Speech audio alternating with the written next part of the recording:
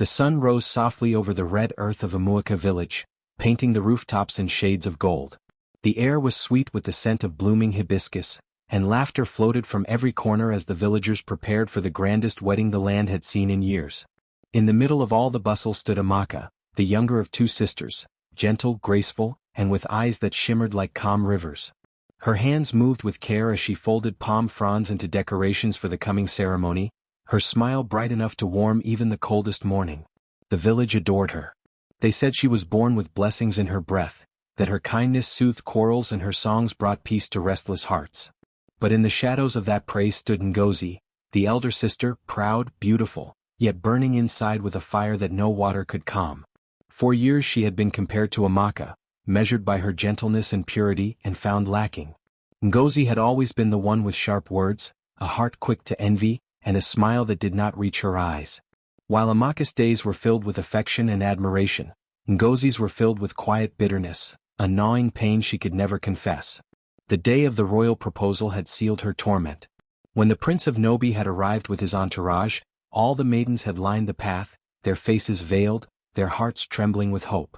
Ngozi had stood proudly, certain that her beauty would draw his gaze. But it was Amaka the prince had chosen, not for her face, but for the kindness that shone from her like sunlight breaking through clouds. From that day, Ngozi's heart had hardened like dried clay. She smiled when others celebrated, but in her mind, the thought of her sister's happiness felt like a wound reopening every hour. Their late parents had raised them with the same love, but after their passing, life had drawn a cruel line between the two. Amaka, ever dutiful, took on the household work, cared for Ngozi, and shared what little they had. She cooked, cleaned, and prepared the home for the wedding, humming softly as she did. Yet every song she sang pierced Ngozi's heart like a thorn. The more Amaka shone with innocence, the darker Ngozi's thoughts became. She told herself she only wanted what was fair, that fate had made a mistake, that she, not Amaka, should stand beside the prince. In the weeks before the wedding, their home became a stage for quiet tension. Amaka's laughter filled the air like bells, but Ngozi's silence followed her like a shadow.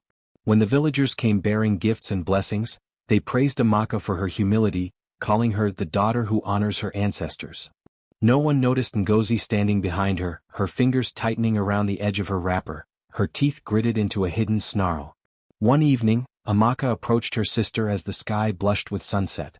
"Ngozi," she said softly, "I wish you to stand beside me on the wedding day. You are my blood, my only sister. Let me honor you." Her voice trembled with love and sincerity. Ngozi forced a smile, nodding slowly though her heart screamed otherwise. "Of course, little one," she replied. "I will be there." The words tasted bitter in her mouth, but she spoke them anyway. That night, Ngozi lay awake while Amaka slept peacefully nearby. The moonlight fell on her sister's serene face, and something in Ngozi broke further. How could Amaka sleep so soundly when she had stolen everything? The prince, the admiration, the joy of the village. Ngozi turned her face toward the wall, tears burning her eyes.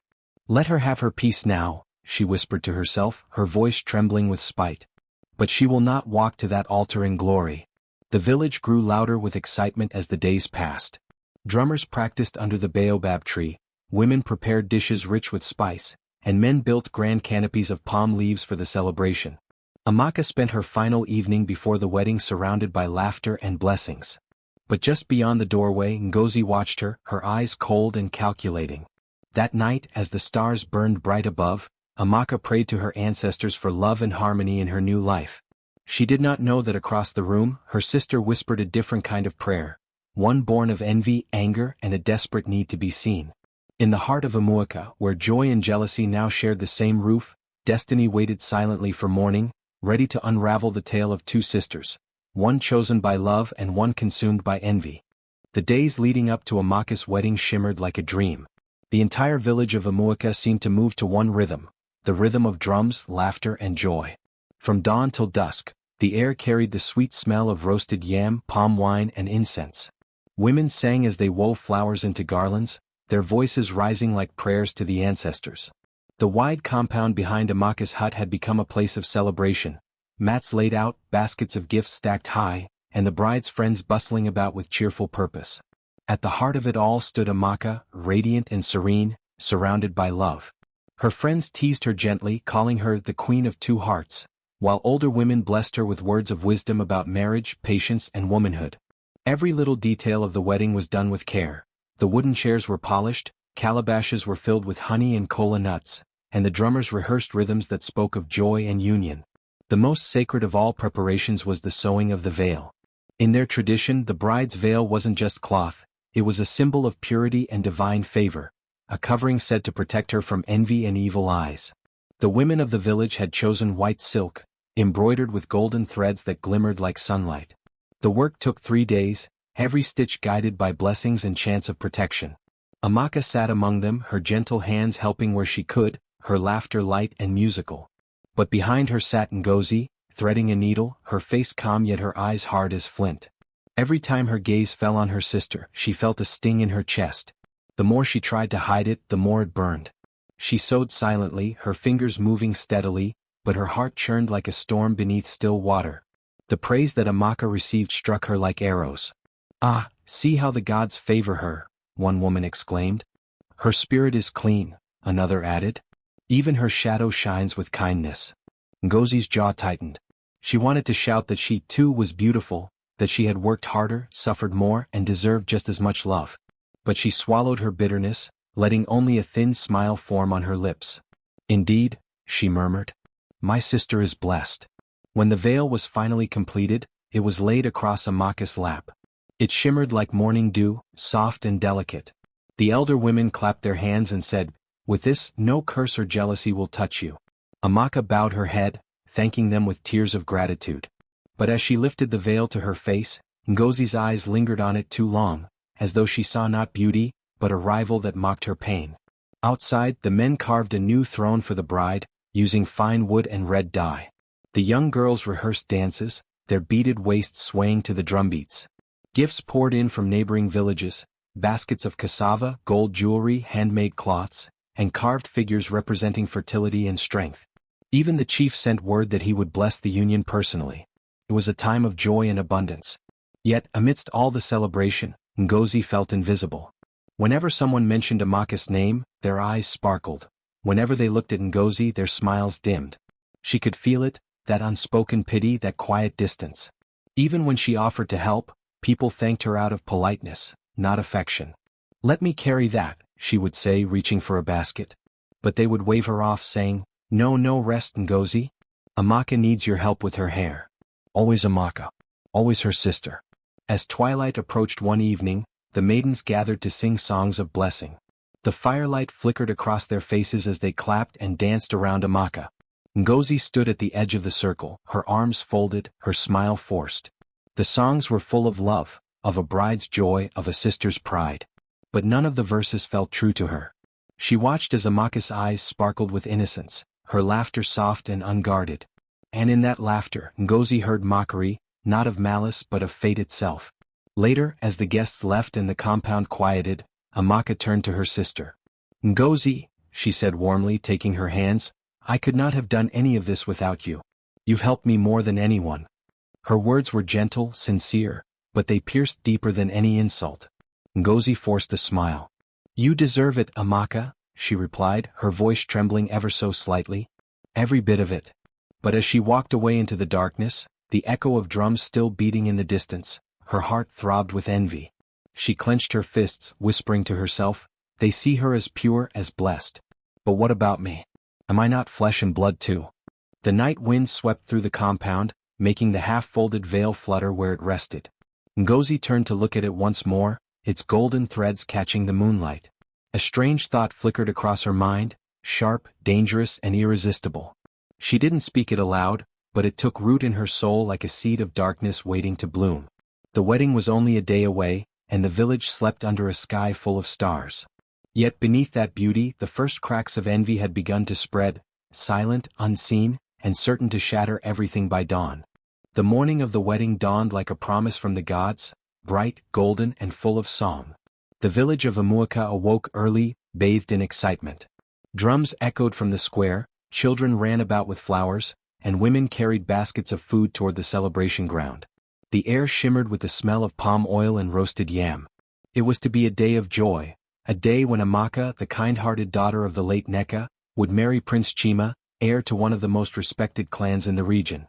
Amaka's hut was alive with laughter. Her friends surrounded her, helping her adorn herself in coral beads and shimmering fabric.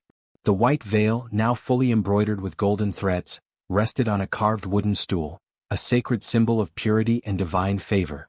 The women hummed softly as they worked, weaving blessings into every gesture.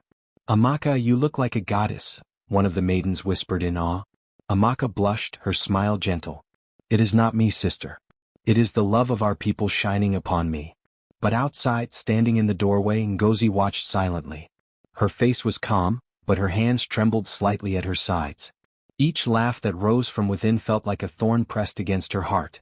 She watched Amaka being praised, watched the smiles, the admiration, the way every gaze seemed to adore her younger sister, and the fire inside her chest grew hotter, consuming the last bits of peace she had. When the women left to fetch water and check on the procession, Amaka was left alone in the hut, adjusting her jewelry in front of a small bronze mirror. The sunlight filtered through the thatched roof, falling gently on her face, making her skin glow. It was then that Ngozi stepped inside. "Amaka," she said, her tone sharp but soft enough to mask its edge. Amaka turned, her face lighting up. "Ngozi, you came. I was just thinking of you. Come, help me with the veil. I want it to sit perfectly." But before she could finish, Ngozi strode forward, her eyes dark with a storm that words couldn't contain. "You want it to sit perfectly?" she repeated bitterly. "You, of all people, deserve perfection? While I, your elder sister, stand in your shadow like a servant." Amaka froze, the mirror slipping from her hands and landing softly on the mat. "Ngozi, why would you say such a thing?" "Because it's true," Ngozi shouted, her voice trembling.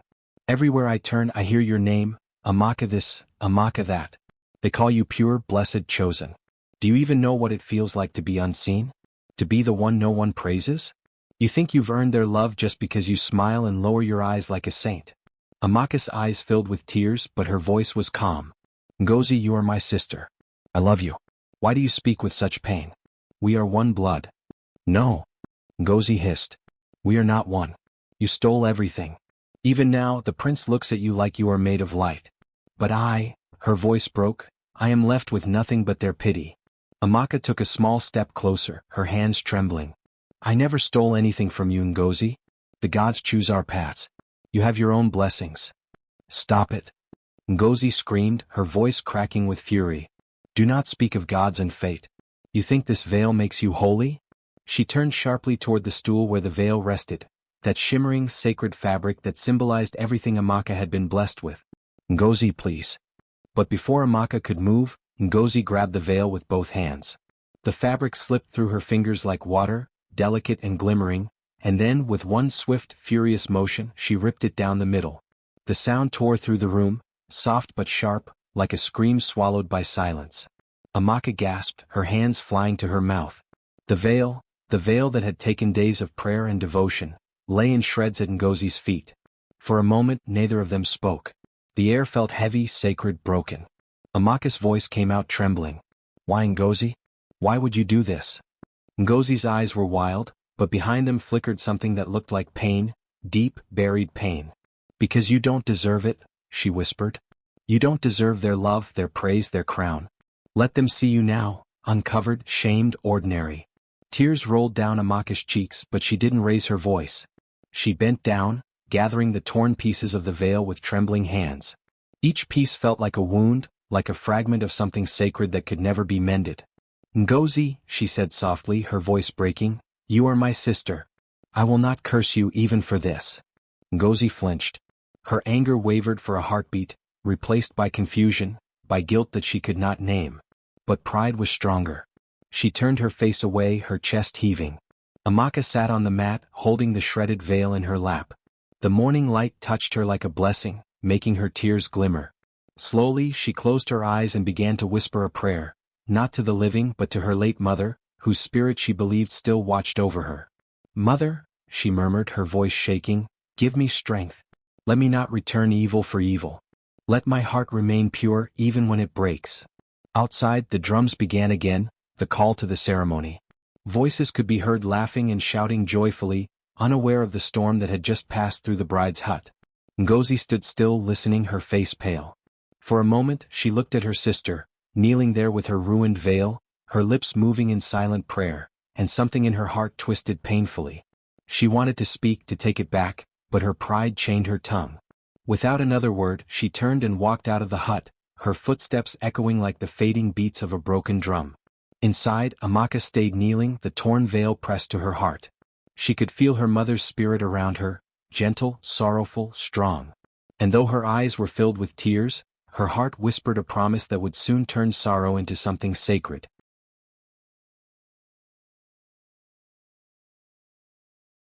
The sun climbed higher, painting the sky in soft gold as the sounds of celebration swelled through the village. Drums echoed in deep, rhythmic waves, flutes sang like the wind itself. The air was heavy with the scent of roasted goat, palm wine, and blooming hibiscus. The people of Amuaka had gathered in the village square, dressed in their finest cloth, their faces glowing with joy and expectation. Today was meant to be a day of blessings, the union of two clans, the day Prince Chima would take Amaka as his bride. But inside Amaka's hut the air was still. The laughter of the village could not enter through the woven door. Amaka sat quietly, her eyes red, her heart trembling beneath her chest. Before her lay the veil, or what was left of it. The once shimmering white cloth, embroidered with gold and cowries, now lay in torn strips across the mat. Her trembling fingers brushed across it as if trying to piece it back together, as if touching it gently could undo what jealousy had done. Her maidens entered one by one, their smiles fading as soon as they saw the shredded fabric. The youngest of them gasped, pressing her hand to her mouth. "Who did this?" she whispered, her voice trembling. Amaka did not answer. She only lowered her gaze, her lips moving soundlessly in prayer. "Amaka," another woman said softly, "the guests are waiting. The prince has arrived. You must come soon, they are asking for you." Amaka looked up slowly, her eyes glistening. "How can I stand before them like this?" she whispered. "Without the veil I am half a bride. The gods will not bless what is broken." The maidens exchanged worried glances. One of them knelt beside her and tried to gather the torn pieces, but there was no way to mend them. The delicate fabric had been ripped through the center, the golden embroidery hanging loose like veins torn apart. Outside, the drums slowed and murmurs began to rise as the bride's delay stretched longer. The prince, dressed in fine blue cloth and coral beads, stood waiting under the great tree, surrounded by the elders. He smiled patiently, but confusion flickered in his eyes. Then the door to Amaka's hut opened. The maidens walked out first, their faces pale. Behind them, Amaka stepped forward, her head lowered. Her gown was still radiant, her steps graceful, but her hands trembled as she clutched a small piece of the ruined veil in her palms. The crowd's chatter fell to silence. Whispers rippled through the villagers like wind through dry leaves. "Is that her veil? It's torn? Who would do such a thing? A bad omen, on a wedding morning?" Amaka's heart thudded in her chest. Each whisper was like a thorn. She tried to stand tall, tried to remember her mother's words about dignity, but her tears betrayed her, sliding silently down her cheeks. The prince took a step forward, concern clouding his expression.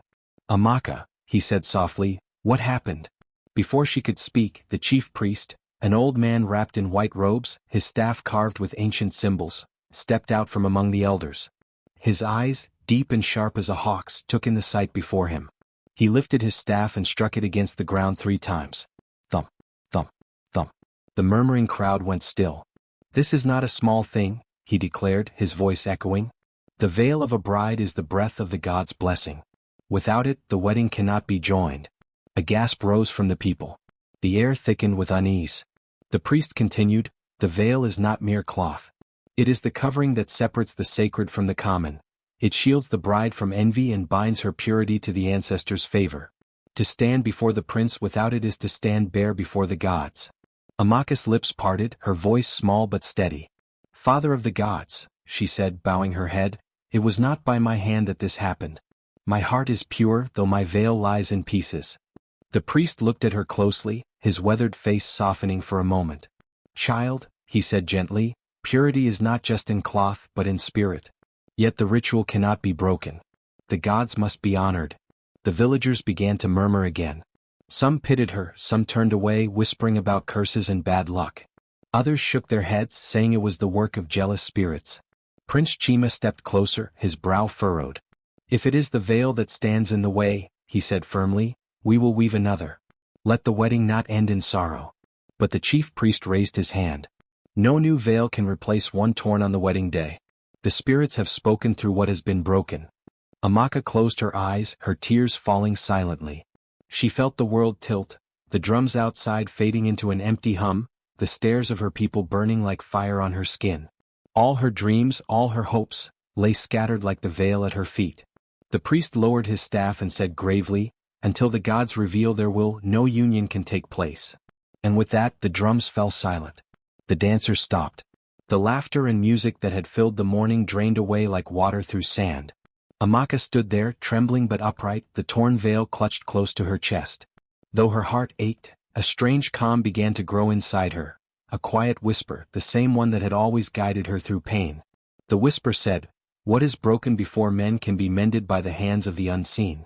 She turned and walked away from the crowd, her white gown gliding through the dust, leaving behind silence, sorrow, and the faint scent of hope that had not yet died. Amaka's feet carried her slowly away from the gathering, the weight of her heartbreak dragging behind her like a shadow.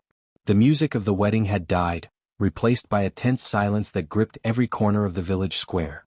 Her bare feet pressed against the cool earth as she reached the grove behind the shrine, the sacred place where her late mother used to pray. She fell to her knees, clutching the torn veil to her chest. Her body trembled, and her sobs came softly, like the breaking of waves.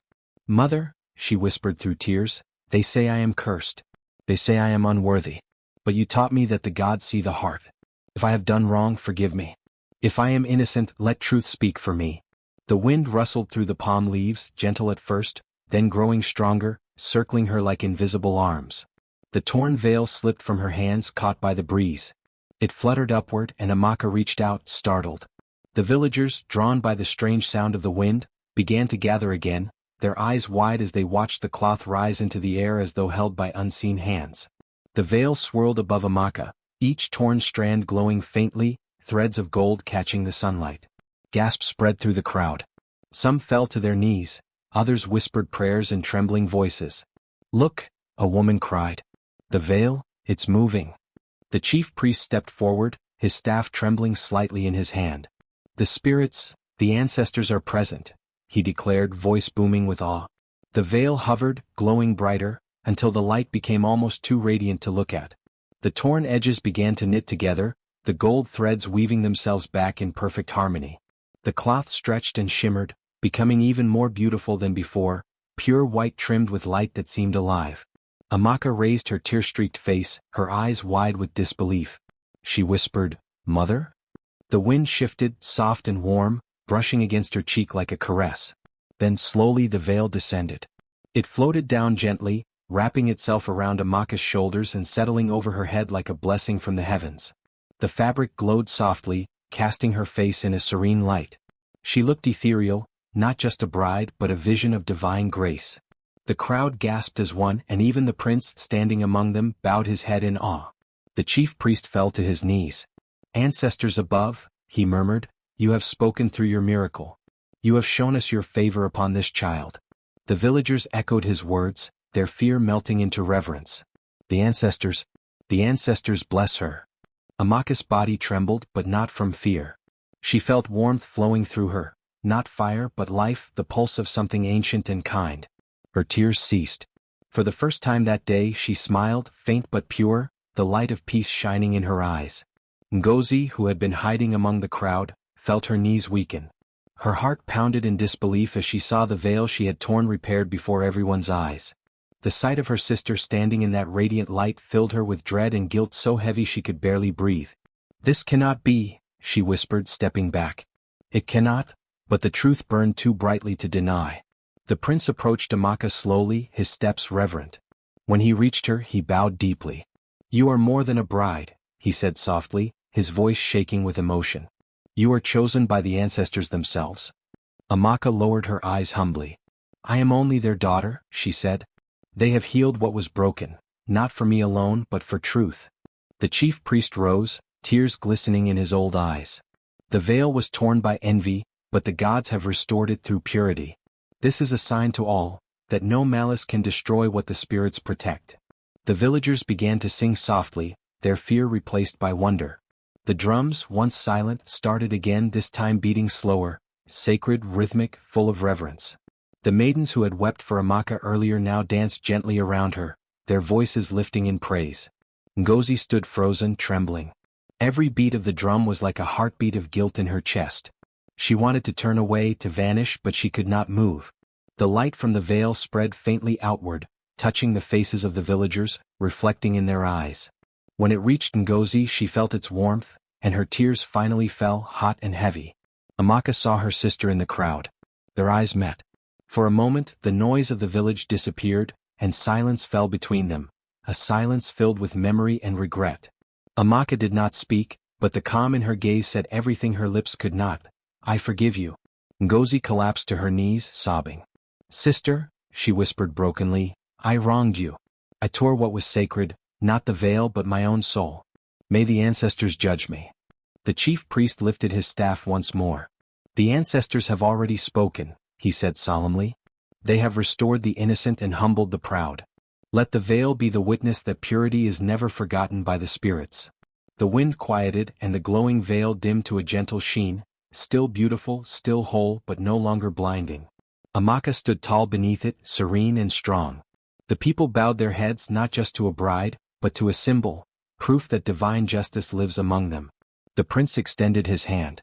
"Come, my bride," he said softly, "for your light has healed us all." And as she took his hand, the drums rose again, louder now, not in mourning but in joy, the kind that could be felt deep in the earth. From that day onward, the veil of Amaka was remembered as sacred. The veil that tore but mended itself, the veil that showed the village that purity cannot be destroyed by envy. It was said that whenever the wind passed through the trees on a wedding morning, it carried a soft whisper, the song of the ancestors, still blessing the daughter whose faith made cloth come alive. Ngozi stood frozen at the edge of the courtyard, her hands trembling, her breath caught halfway between disbelief and terror. The air around her felt heavy, thick with the kind of silence that only comes before divine judgment. Everyone's eyes were no longer fixed on the glowing veil that had descended upon Amaka, but on her, the sister whose envy had torn it apart in the first place. As the last shimmer of moonlight faded from the floating cloth, it began to drift toward her. The villagers gasped.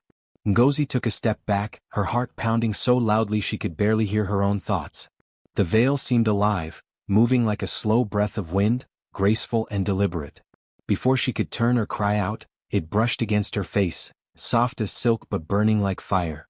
For an instant she felt her whole body seized by a strange force. Her eyes fluttered shut as visions poured into her mind. Amaka's laughter as children, her late mother's gentle smile, the countless times Amaka had forgiven her rudeness and cruelty. And beneath it all, a whisper, ancient and sorrowful, the voice of their ancestors. "Jealousy blinds the spirit, Ngozi. You tore her veil, but it is your heart that lies in pieces," she screamed. Her knees buckled. The veil wrapped itself around her head for only a heartbeat, yet that heartbeat felt endless. When it slipped away, floating gently back toward Amaka, Ngozi stumbled backward, trembling as though her very soul had been stripped bare. Her hands went to her face as if to wipe away the weight of invisible shame, but no amount of rubbing could remove it. The villagers began to murmur, their whispers weaving through the crowd like wind through dry grass. "She ripped the veil. The ancestors have seen her heart. Look how the spirit judges." Ngozi's body shook. The judgment of the people was nothing compared to the judgment she felt within herself. Every act of cruelty she had done to her sister now flashed before her. Each word, each glare, each time she had sought to diminish Amaka's light. Amaka, still kneeling beneath the now whole and radiant veil, looked at her sister with eyes full of quiet sorrow rather than anger. There was no triumph in her gaze, only pity. That compassion struck Ngozi harder than any curse. Tears burned her eyes. The warmth of Amaka's forgiveness made her guilt heavier, unbearable. The chief priest lifted his staff, his voice echoing across the stunned crowd. "The ancestors have spoken. The veil knows the truth. Its touch reveals the heart." He turned to Ngozi, his expression grave. "You, Ngozi, have allowed envy to poison the bond of blood. But the spirits have given you a chance. Repent and cleanse your heart before it consumes you." Ngozi fell to her knees, her sobs breaking the still air. "I didn't mean to," she began, but the words died in her throat. Even she didn't believe them anymore. She had meant it. She had torn the veil to hurt her sister, to take from her the joy she herself never had. Yet now, in front of everyone, she saw what her envy had cost her, her dignity, her peace, her very place among her people. Women who had once admired her beauty now turned away. Men who had once greeted her with respect shook their heads. Children clung to their mothers, whispering that the angry sister had been touched by the spirit of shame. Ngozi's heart thudded painfully. It wasn't the supernatural that terrified her most, it was the realization that the veil had not cursed her, but shown her what she truly was. Amaka slowly stood and stepped toward her sister, the veil flowing like water around her. "Ngozi," she said softly, her voice carrying like a breeze. "It could have been different. You're my sister. I never wanted to take anything from you." Those words broke Ngozi completely. She fell forward, clutching at the ground. "Forgive me," she whispered, though her voice cracked under the weight of tears. "Forgive me, Amaka. I didn't know love could make others love you more. I thought, if I ruined what you had, maybe I wouldn't feel so small." Amaka knelt beside her, placing a gentle hand on her trembling shoulder. "It is not too late," she said quietly. "The veil forgave me too, for all the times I let your cruelty hurt me in silence. Now it has touched you, so you may see what must change." The villagers, once judgmental, now watched in silence. Even the chief priest bowed his head, for he understood that divine signs were not for punishment alone but for transformation. The air seemed lighter, though Ngozi's heart remained heavy. The veil fluttered once more in the wind, settling peacefully upon Amaka's hair as if sealing her purity again. Ngozi could not meet anyone's eyes. The shame was too deep, the memory too raw. She turned and fled from the crowd, her sobs echoing down the path toward the edge of the forest. The people parted silently, letting her go. No one mocked her, no one stopped her. The miracle of the veil had already done what no human could, it had made her face herself. And long after her footsteps faded, the whispers of that day remained, of a veil that judged, a sister who forgave, and the jealous heart that trembled under the gaze of the ancestors. The ceremony resumed under the golden sky, though no one in the village could truly believe what they had just witnessed. The veil, now whole and luminous, rested gracefully over Amaka's head, glowing faintly like the moon floating in daylight. It shimmered as if alive, rippling with every breath of wind, a divine presence that made the air hum with reverence. The prince stood before her, unable to move for a long moment, his eyes wide not with fear but with awe. He had heard tales of miracles, of ancestors who spoke through flames, of rivers that changed course to protect the innocent. But this was different. This miracle had unfolded before his very eyes, and at its center stood his bride, calm and radiant, her tears glistening beneath the veil that now seemed spun from light itself. Slowly he approached her, each step deliberate, as though he was stepping into sacred ground. "Amaka," he said softly, his voice trembling with reverence, "you are blessed beyond measure. The ancestors themselves have revealed your spirit to all. To harm you would be to invite ruin, to cherish you is to honor them." He turned to the gathering crowd, his deep voice carrying strength and conviction. "Let it be known that this woman's purity has summoned the blessing of those who came before us. Her faith has healed what envy broke. From this day, no shadow shall touch her name." The crowd erupted into cheers. The tension that had once filled the air burst like a storm cloud finally giving way to rain.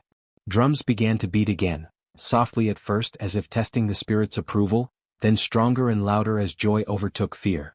The maidens who had sung earlier now danced in a circle around the couple, their colorful skirts swirling like petals caught in the wind. The men clapped their hands to the rhythm of the drums, shouting praise to the ancestors. The chief priest stepped forward, his old face beaming with tears of joy. "The ancestors smile upon us today," he declared, raising his staff high. "We have witnessed the veil of life itself, a spirit of purity that reveals truth and forgives sin. Let this day be remembered as the wedding of wonder." His words rippled through the crowd like thunder rolling across the hills. Women ululated, their voices piercing the air with shrill, joyful cries. Children danced barefoot in the dust, laughing as they mimicked the movements of the maidens. Even the trees seemed to sway gently with the music, their leaves shimmering in the sunlight as though nature itself joined in the celebration. The prince reached out and lifted the veil gently from Amaka's face, revealing her calm, tear-streaked expression. But beneath those tears was serenity, the kind born of pain overcome and forgiveness granted. He smiled softly, brushing a strand of hair from her face. "No jewel could shine brighter than what your heart has shown us today," he said. "I swear before the ancestors, before our people, and before the spirits of the veil, I will protect you not as a possession, but as the soul who restored faith to our land." The crowd cheered again, this time louder, and the chief priest motioned for the final rites. 2 white doves were released into the sky, a symbol of union and peace. As they flew upward, the sun caught their wings, casting a reflection that merged with the faint shimmer of the veil, and for a heartbeat, it looked as though the birds carried a piece of its glow into the heavens. An old griot, the village storyteller, raised his voice from the back of the crowd. "Hear this, children of Umuse," he called. "Today we have seen that purity needs no defense but its own truth. The veil of Amaka shall be sung in our songs and carved in our wood, so future generations may remember that blessings rise from brokenness." The musicians took up his words and turned them into song. The drums thundered, the flutes wept sweet melodies, and the people began to chant. The veil was torn, but the spirit mended. The heart was tested, but love transcended. O veil that lives, O bride divine, bless the land through endless time. The chant grew louder, echoing through the village until it reached the distant hills. Even those who had not been at the ceremony later claimed they heard the song carried on the wind. Amaka looked toward the horizon, her heart both heavy and light. She thought of her sister, of Ngozi's tears, of her running from the crowd. Part of her heart ached with sorrow, but another part whispered that perhaps, in time, even jealousy could heal under the same ancestors who had blessed this moment. The prince noticed her gaze and gently took her hand. "She will find her way," he said quietly. "The spirits that mended your veil can mend her heart too." Amaka nodded. Her faith, unshaken even in pain, now felt like sunlight warming her from within. The veil fluttered once, catching the light as though acknowledging the prince's words, or perhaps offering its own silent prayer for forgiveness and peace. That night, the village of Umuse did not sleep. Fires burned bright, drums echoed into the early hours, and laughter filled the air. The elders said it was the first time in generations that the ancestors had revealed themselves so clearly, not through wrath or punishment but through love and mercy. And in the center of it all stood Amaka and her prince, their hands intertwined beneath the glowing veil that had once been torn, now forever whole. The people would remember it for generations, the day a sister's envy tried to destroy joy, but purity turned pain into a miracle. They would call it the wedding of wonder, and whenever brides wore their veils in the years to come, mothers would whisper to their daughters, "May your veil be as strong as Amaka's spirit, and your heart as radiant as the ancestors' light." The celebration had ended, but the air in the village was still thick with awe.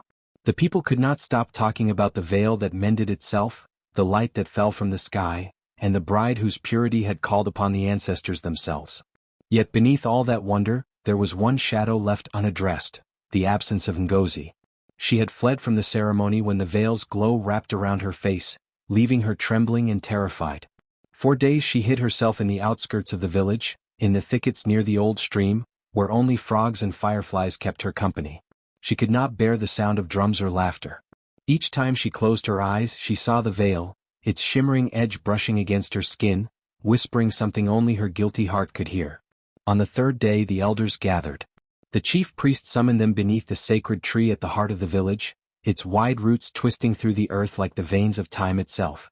"There can be no peace," he said, "until truth kneels before forgiveness." The people murmured in agreement. The miracle had revealed many things, the blessing upon Amaka, the ancestors' favor, but the balance of the spirit world demanded that what was broken by envy must be restored by confession. At dusk, messengers found Ngozi and brought her before the council. Her once proud face was pale, her eyes hollow with sleeplessness. The villagers gathered quietly, their torches flickering like restless spirits around the open space.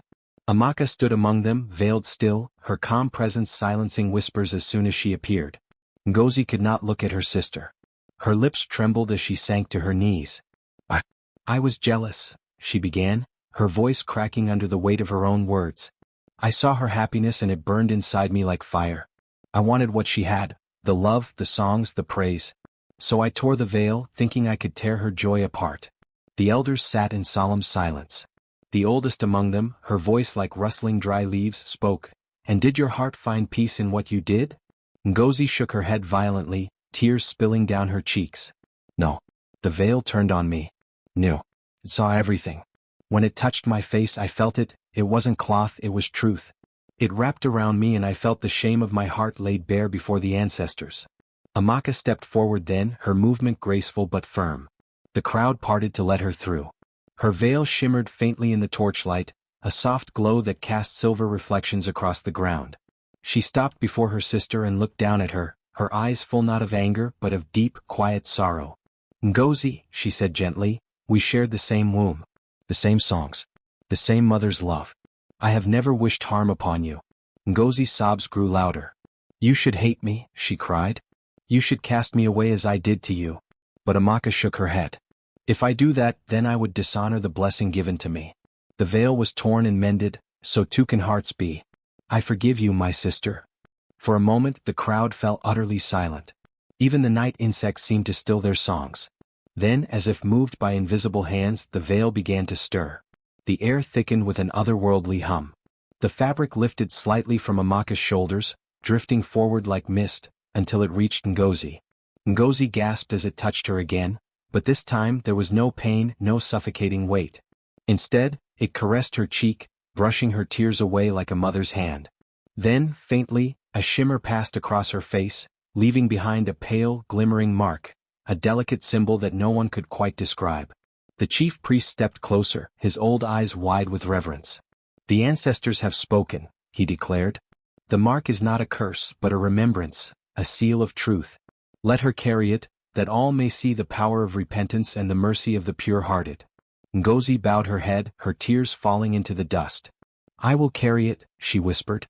"I will serve my sister and this village for as long as I live." Amaka knelt beside her and lifted her chin. "You will serve love, not guilt," she said softly. "Let the mark remind you not of shame, but of the day the ancestors gave you back your heart." The veil settled again upon Amaka's shoulders, glowing faintly before dimming to its natural whiteness. A gentle breeze passed through the gathering, and the torches flickered as though the spirits themselves exhaled in peace. The villagers bowed, murmuring prayers of gratitude. The chief priest lifted his staff high. "Balance is restored," he announced. "Truth has faced judgment and found mercy. The sisters stand as one, and the ancestors rejoice." From that night onward the village changed. People spoke with more kindness, more humility. When they quarreled, they would look at the moon and remember the story of the veil that judged and forgave. And whenever Ngozi walked through the market, children would glance at the faint shimmer on her cheek, not with scorn but with respect. They called it the mark of truth, and they said it was proof that even envy could be cleansed when faced with love as pure as Amaka's. Peace slowly settled over the household like dawn light after a long night. The drums that had once celebrated Amaka's miraculous wedding now beat with gentler rhythms. Songs of forgiveness, of renewal, of the bond between sisters reborn. The villagers who had once whispered of jealousy and shame, now spoke softly of grace. And at the heart of it all were Amaka and Ngozi, two sisters forever changed by a veil that had mended more than fabric. Ngozi rose each morning before the sun, her bare feet brushing against the cool earth as she swept the courtyard. Where once she might have watched others labor with hidden disdain, now she worked with quiet joy. She fetched water from the stream, helped prepare meals, and cared for those in need. Her laughter, once sharp and mocking, now rang warm and soft, echoing through the compound like a lullaby.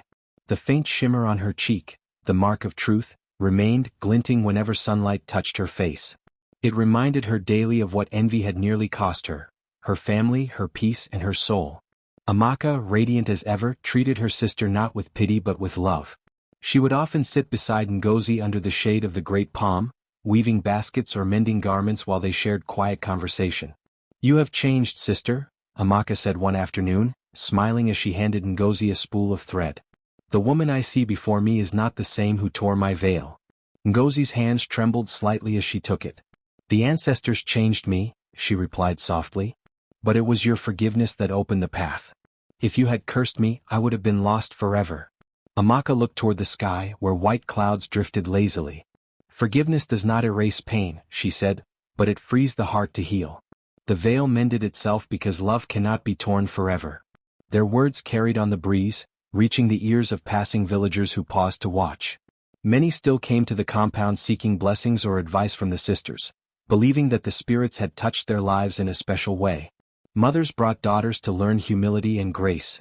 Men brought gifts to honor the purity that had brought divine intervention to their land. The prince himself, who had taken Amaka as his wife, treated both women with deep respect. On one bright morning, he summoned the people to the royal courtyard, where he stood beside Amaka, her veil glimmering faintly even in the daylight. Ngozi stood a few paces behind, humble but radiant in her simplicity. The prince raised his voice so all could hear. "People of Amuaka, he began, "you have seen with your own eyes that beauty without kindness is empty, and power without humility is hollow. The ancestors revealed there will not through gold or crowns, but through a torn veil and a forgiving heart. Let every man and woman here remember, it is love that invites the blessing of heaven, and envy that drives it away." The crowd murmured in agreement, bowing their heads. Children clutched their mothers' hands, and the elders nodded with tears shining in their eyes. Then the prince turned to Ngozi. "Sister of my queen," he said solemnly, "though your envy brought sorrow, your repentance brought peace. From this day forward, you are to serve as keeper of the temple garden, where offerings to the ancestors bloom. May your hands nurture what your heart once wounded." Ngozi fell to her knees, overcome by emotion. "Your grace humbles me," she said, her voice trembling. "I will tend the garden not as punishment, but as devotion." And so she did. Each morning, the villagers saw her among the flowers, tall lilies, sacred hibiscus, and wild blossoms that she coaxed into thriving life. She whispered prayers as she watered the soil, thanking the ancestors for every new petal. Sometimes Amaka joined her, placing small offerings beneath the old palm tree. Together they kept the garden blooming year-round, and its fragrance drifted through the village like a promise of peace. Children grew up hearing their story, of the two sisters, one of envy and one of grace, of a veil torn and healed by unseen hands, of how love had turned judgment into mercy. The story became a lesson told around fires, in weddings, and in lullabies sung to little girls. "Be like Amaka," mothers would say, "whose kindness called the spirits of light.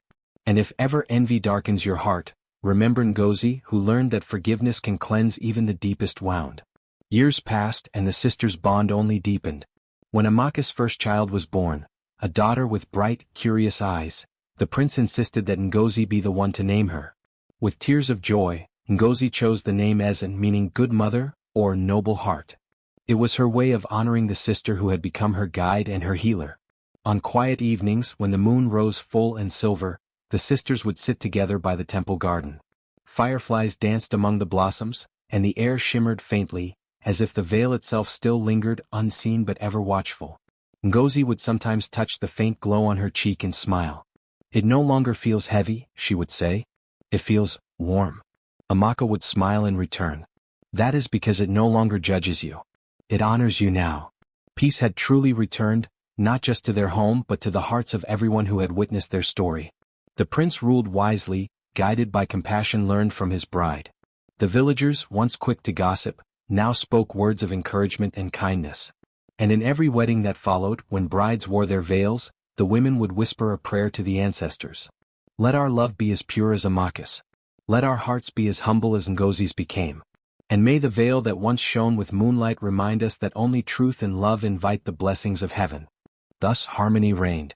The tale of the two sisters was etched forever into the soul of the village, a living reminder that forgiveness is the finest jewel a woman can wear, and that even the heart once darkened by envy can become a vessel for grace.